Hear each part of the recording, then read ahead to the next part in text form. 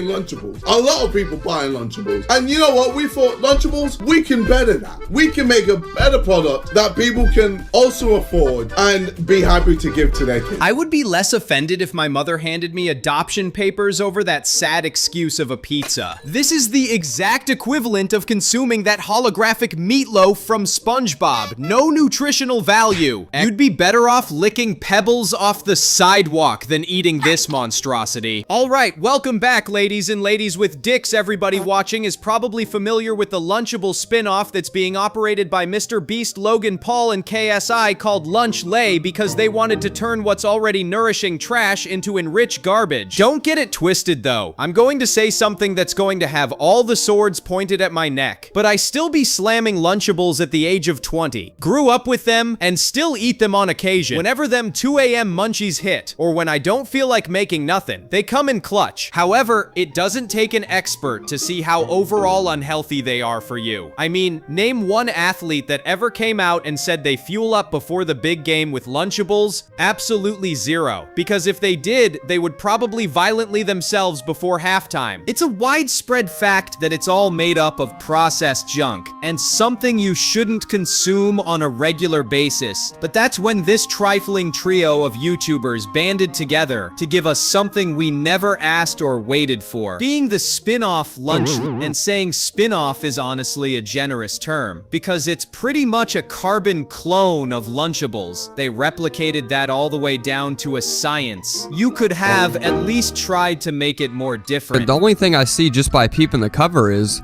nothing. I mean, let me rub my eyes, lean closer, hell, even pull out a magnifying glass. They went cheese for cheese with this motherfucker, same pepperoni placement and all. So you guys might be asking, what is the difference, or why the hell grown men are beefing over Lunchables in the first place? Well, apparently it's because Logan Paul and the others are pushing the narrative that this is healthy food for kids, and are making it seem innovative, the second coming of Christ in edible form. And in reality, it's just the modern version of World War II rations. Now I'm about the furthest thing from being a nutritionist, so I watched a few videos, and one of the things I thought was hilarious was them comparing how much healthier they are over Lunchables by a whopping 80 calories. I'm sorry, what the hell is that going to do? Make a hair shed off my ass? Which one of these three stooges drew this up on the whiteboard and thought this was revolutionary? It doesn't only stop there. They try to dunk on Lunchables more for just the dumbest reasons, like their packaging. But truth be told, they just made themselves look like glue-chucking Neanderthals in the process.